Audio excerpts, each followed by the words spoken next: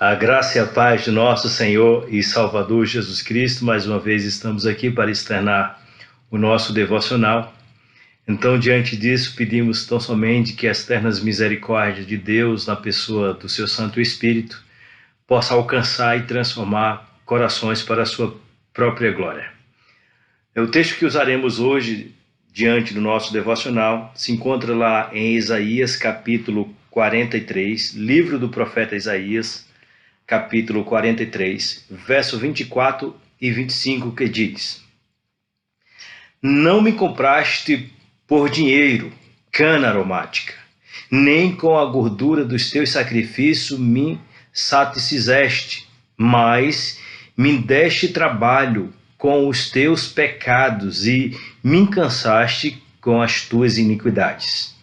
Eu mesmo, sou o que apaga as tuas transgressões por amor de mim, e o dos teus pecados não me lembro. Vamos orar nesta ocasião. Senhor Deus e Pai, em Cristo Jesus, teu Filho, exaltamos e glorificamos o teu nome, porque tu és Deus que está em cima nos céus e contempla toda a terra. E diante disso te pedimos mais uma vez, ser gracioso para com todos aqueles que irão ser alcançados pela tua palavra e transformados segundo a tua misericórdia, e uma vez transformados, que possam produzir frutos para o louvor da tua glória. Nós oramos assim em nome de Cristo Jesus. Amém. Não me compraste por dinheiro, cana aromática, nem com a gordura dos teus sacrifícios me satisfizeste. Nós caímos agora de paraquedas em um texto brilhante. Um texto brilhante onde salta aos nossos olhos e precisa saltar aos nossos olhos. E uma vez quando eu falo a questão de saltar aos nossos olhos, não só é textos que massageiam o nosso coração, que está nas descrições bíblicas, mas textos que também nos chamam a atenção. Porque o que me parece é exatamente isso que está acontecendo entre Deus e o seu povo. A reclamação de Deus para com os seus adoradores. Porque nós percebemos na antiga aliança, no meio do povo de Deus, o costume do povo de Deus quanto aos seus adoradores no templo, era exatamente, frequentemente, eles levavam presentes de aroma agradável para serem queimados sobre o altar do Senhor. Mas nós vamos perceber que alguns israelitas, ou os israelitas que se afastaram do Senhor, se tornaram unicamente ou tão somente egoístas e faziam poucas ofertas votivas para com o seu Deus. Isso nos parece ser evidente, ou essa evidência é clara por conta da frieza dos seus corações para com o seu Senhor e para com a sua casa. Era exatamente esse o contexto o qual se encontra o texto que acabei de mencionar. Não me compraste por dinheiro, cana aromática, nem com a gordura dos teus sacrifícios me satisfizeste. Eles tinham perdido o senso da adoração. Ou seja, os seus corações estavam tão frios que eles não estavam adorando o seu Deus, mas por meio da fé. E aí, não havendo fé, havendo esfriamento nos seus corações, pouco importava se eles estavam adorando a Deus meio os aromas agradáveis a Deus ou não. Não importava o jeito que eles estavam se conduzindo, para eles pouco importava isso. Havia um esfriamento total para com o seu Deus e para com o zelo da sua casa, ou na sua casa, concernente às ofertas levadas até então a Deus. E aí nós precisamos contextualizar tudo isso para as nossas vidas. Até porque, assim como esse povo era israelita e assim como os israelitas eram o povo de Deus, nós somos hoje o povo de Deus. O povo que uma vez Deus alcançou E uma vez sendo o povo alcançado de Deus, nós caímos no mesmo paraquedas que o povo israelita caíram ou estavam. Nós precisamos agora nos perguntar: nós temos levado as nossas ofertas diante de Deus?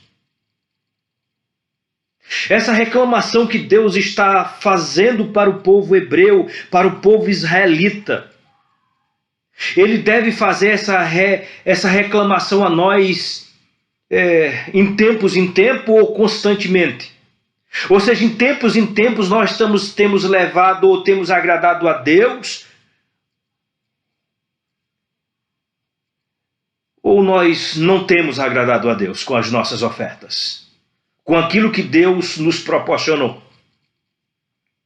Porque se nós passarmos a meditar um pouco, a refletir um pouco, não importa o quão bem abastado é você financeiramente ou quanto você não é bem abastado.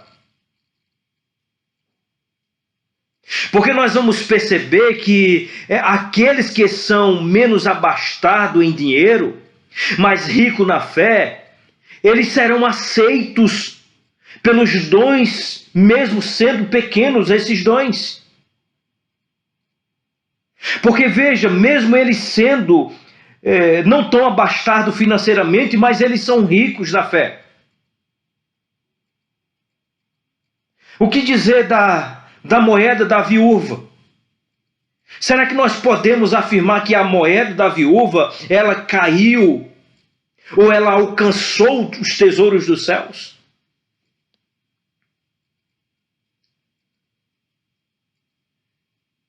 E você que é bem abastado financeiramente, como você deve se proceder diante desse cenário apresentado por Deus em Isaías, capítulo 43, verso 24 e 25? Como é que você, bem abastado financeiramente, deve se proceder? Senão, você deve se proceder agradecido pelo tesouro que lhe foi dado pelo próprio Deus, pelo tesouro que foi confiado pelo Senhor das nossas vidas. Porque o Senhor é Senhor tanto daqueles menos abastados como daqueles mais abastados. Mas eu digo a você, você que é mais abastado, você precisa viver uma vida agradecida, uma vida de gratidão a Deus por aquilo que Ele lhe confiou. Porque grande é a sua responsabilidade. Nunca esqueça disso. Porque aquilo que é descrito lá no Evangelho de Lucas, capítulo 12, verso 48, é verídico, é verdadeiro. Veja o que é que diz: aquele a quem muito foi dado, muito lhe será cobrado. Isso significa dizer que nós devemos compreender a nossa obrigação de dar ao Senhor em conformidade com os nossos benefícios recebidos. Então, somente assim, eu vou dar em conformidade com aquilo que eu recebo, você também. Ou seja, nós vamos glorificar a Deus dessa forma, e é dessa forma que Deus requer que nós façamos. Porque nós devemos colocar isso em nossas mentes. Porque o que dizer de Jesus Cristo, aquele que derramou o seu precioso sangue por nós? Veja o que é que diz o versículo 25. Eu mesmo sou o que apago as tuas transgressões por amor de mim. E dos teus pecados não me lembro, porque isso de fato aconteceu. A pergunta é essa: se não por conta do derramamento do sangue precioso do Cordeiro de Deus que tira o pecado do mundo, do Cordeiro de Deus que com seu precioso sangue nos comprou para a sua própria glória. E se Ele nos comprou, isso significa dizer que nós somos de quem? Nós somos dele, e tudo que temos e possuímos é dele, tão somente dele.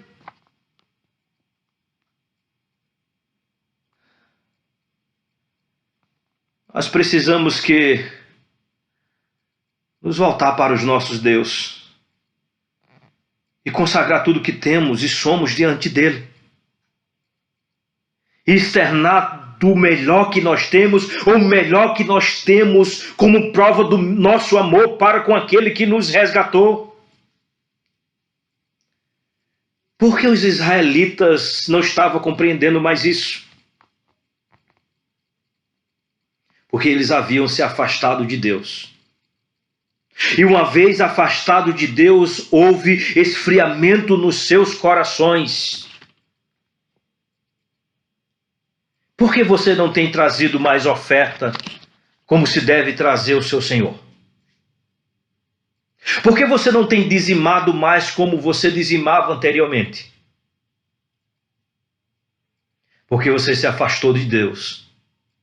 Porque você não dá ou não está dando mais importância ao seu Deus que lhe criou, que lhe redimiu, nem muito menos importância à sua casa, à sua obra. Mas eu e você, nós precisamos refletir, porque as Escrituras nos chamam a atenção, as Escrituras nos chamam a uma compreensão que eu e você precisamos ter. E que compreensão é essa? É nos voltarmos para aquele que nos comprou, para aquele que sofreu o nosso sofrimento, para aquele que morreu a nossa morte, para aquele que doou a sua vida pela nossa vida. E hoje nós temos vida em abundância. Nós precisamos enxergar aquilo que Paulo orou lá em Romanos, no capítulo 12, verso 1, quando diz: rogo-vos, pois, irmãos, que apresentei diante de Deus como sacrifício vivo, santo e agradável. Veja, Deus requer de nós não só aquilo que temos, a gordura do nosso rebanho.